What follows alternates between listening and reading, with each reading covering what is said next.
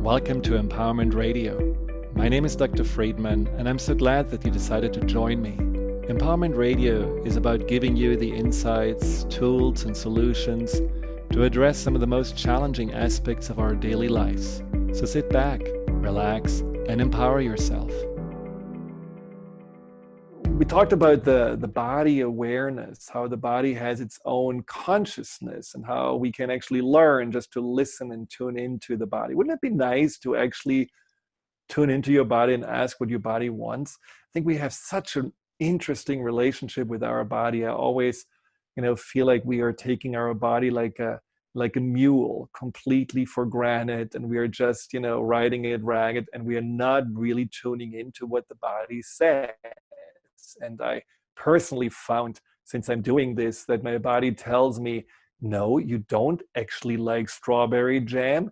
And no, you don't like so much coffee. And yes, another pillow would be good. It's like, you're really hearing your body much more, trying to communicate with you. But what is the role of the mind and the body connection? How do they work together? Oh, well, like strawberry jam and peanut butter and jelly, they work together like this, and there's no connection. People don't There is no understand. connection? Excuse me, there's only connection. Thank Oh, you. I see. Just, But what reverse that, meaning that our minds and our bodies are completely connected, and we don't understand the connection. So that is part of the educational process, the learning curve, if you will, on the difference between living life, having this, thing that we walk around in, or knowing that it actually has a consciousness and awareness and that is always talking to you. There's some wonderful writers out there that tell you your cells are always talking to you. I think Bruce Lipton was one of those writers who's done the research on it and seen that a cell responds to thoughts, emotions, information.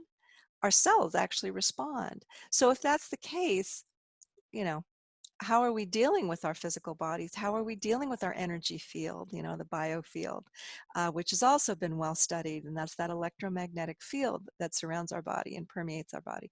There's a lot of pieces to this that we tend to not pay attention to. That's one of the reasons why I left medicine, because it is really just incredibly behind the curve when it comes to really those things like the mind-body connection. My former boss, he was definitely disputing that stress has anything to do with cardiology issues.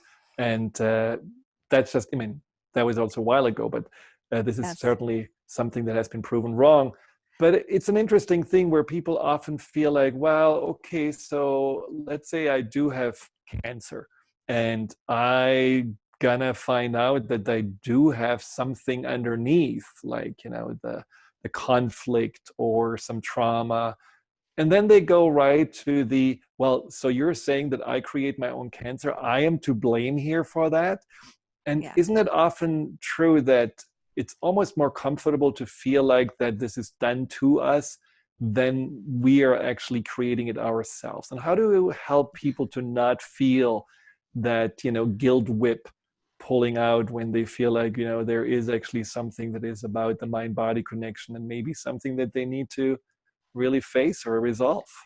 Yeah, there's so much in everything you just said. I'm going to pull it apart a little bit because these are really, really important questions. First of all, research and science is kind of confirming over time what a medical intuitive or intuitives have kind of known for centuries. And that is that there's a connection between trauma, emotional trauma, and even physical trauma, and later in life imbalance. And I'll give you a story that outlines all of this, but let me just set the scene here for you in that it's called ACEs, Adverse Childhood Experiences. I don't know if you're familiar with that work. Yeah, yes, sure. Of course. So what that is, in a nutshell, is if you have early life trauma, then in some cases, in later life, diseases can express that may not have an obvious correlation, and yet there is. Diabetes, cancer, respiratory issues, on and on, just a lowered immune system of some variety that can cause issues.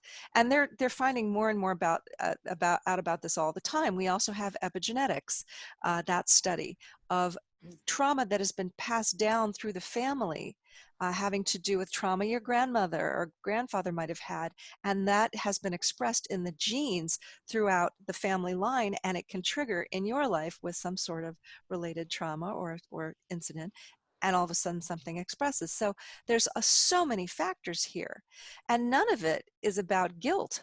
It's a misunderstanding that there's I brought this on myself. Well, look, if something came down your family line, or you had early life trauma, or something expressed itself in a certain way, where is the guilt? Let's just get rid of that one, because that doesn't help. What helps is knowing the whole trajectory of an issue. That gives people in the present moment some power, some awareness, some understanding, so that they can move forward understanding the broader issues of their illness. I mean, this is the whole point of medical intuition, that there is an emotional, mental, spiritual, if you will, root along with a physical one to any physical imbalance. That's the whole tenet of energy medicine to begin with, of any kind. Right. So if you take that as your premise, then from there, it becomes a whole different conversation on what a physical imbalance actually is, what it represents, what it means. And so you can deal with things on the physical, but you also want to get that, well, people have the option to get the underlying causes of that, from the other perspectives. And from the work that we've done in medical intuition and the research that we've done, we've seen the value of that information in healing, in understanding, in awareness. And awareness is a kind of a healing, isn't it? If you understand. And it's way more empowering. I mean, that's, Exactly. I think, also something that I often find in my work, that just being able to see that, yes, I can take responsibility and say, yeah, I want to take care of this integrative wholeness of my mind and my body and my energy and my spirit and whatever you want to put into that. And you're not just dependent on someone doing something for you.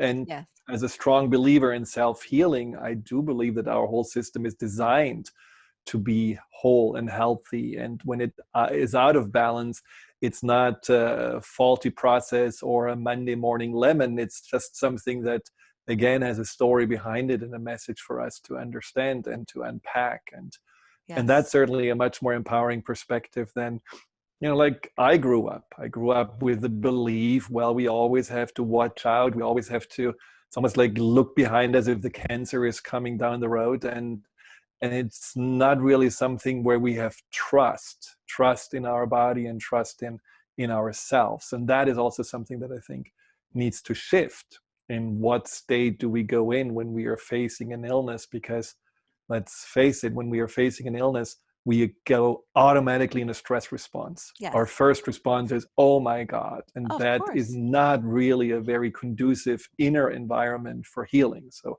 getting out of that and seeing, oh, I'm curious. I want to find out what else is going on. What does it really mean? What's the opportunity here? That shifts already into a much more parasympathetic and healing state than if you're just feeling powerless and overwhelmed by that. Oh, without question. You wanted to share a story, actually. I'm curious about a story, but I think we have to wait until after the break because it's probably longer than a minute. So, Zach, let's just go to the break and then we come back with a story that Wendie will share with us. Hi, Dr. Friedemann here. Thank you for tuning into my YouTube channel. If you're interested in learning more about fear and anxiety, here you'll find guided meditations, webinars, and interviews with some of the most renowned experts in the field of empowerment. Delve into the over 230 videos and more to come every week.